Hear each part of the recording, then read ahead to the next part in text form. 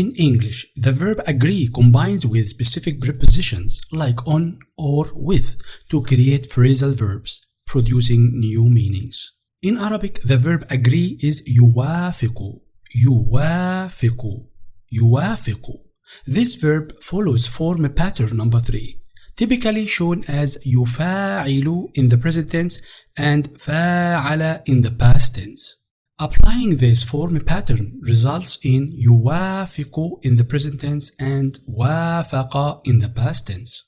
If you are interested in learning Arabic verbs, their conjugation, and different patterns in depth, I recommend you enroll in the course Mastering Arabic Verbs in Modern Standard Arabic. It is available on AnyArabic platform. You can find the link in the description below. Just like in English, the verb agree can have different meanings when used with specific prepositions like agree on and agree with. In Arabic, we use the verb يوافق with different prepositions like على, which means on, and في, which means in or at, or even with adverbs like بين, which means between, to create new meanings. When using the verb يوافق alone without any prepositions, it is like answering a question that begins with are or is.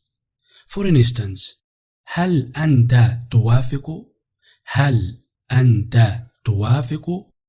Do you agree? And the answer is نعم أنا أوافق. نعم أنا أوافق. Yes, I agree. As you can see here, the verb يوافق is used alone without adding prepositions to it. Using the verb يوافق with the preposition على. You should know that the preposition على means on or upon, depending on the context, and it must be followed by a noun, reflecting the meaning to agree on. For instance, وافق المدير على المشروع. وافق المدير على المشروع, which means the manager agreed on the project. In this example, the word المشروع, which means the project, immediately comes after the preposition على and should be in the genitive case حالة الجر, indicated by the kasra, the short vowel below the last letter in the word, which is the letter عين in this case.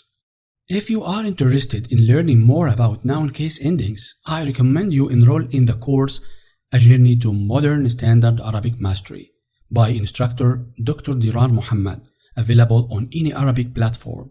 I will leave the link in the description below. Using the verb يوافق with the adverb بين. You should know that the adverb بين means between, indicating something fitting between two things. For instance, وافق الطالب بين الدراسة والعمل. وافق الطالب بين الدراسة والعمل. Literally means the student agreed between study and work. The sentence structure indicates finding a balance between study and work. So, by adding the adverb بين after the verb يوافق generates new meaning, which is to find a balance between two things. Using the verb يوافق with the preposition في, which means in or at, depending on the context. For example, وافقت صديقي في الطريق. وافقت صديقي في الطريق, which means I met my friend by chance in the road. So as you can see from here, adding the preposition في to the verb يوافق generates new meaning, which means to come by chance or to meet someone by chance. Learning phrasal verbs in any language is crucial, and Arabic is no exception. If you are eager to delve deeper into Arabic phrasal verbs, I highly suggest enrolling in the course Arabic Phrasal Verbs, How to Use Phrasal Verbs in Everyday Conversations. You can find the link in the description below. If you have any questions related to this lesson, write it down in the comment section below. If you find this video useful, please share it with a friend and hit the like button, and don't forget to subscribe for more lessons. This was Haytham. Thanks for watching, and I see you in the next one. Salam.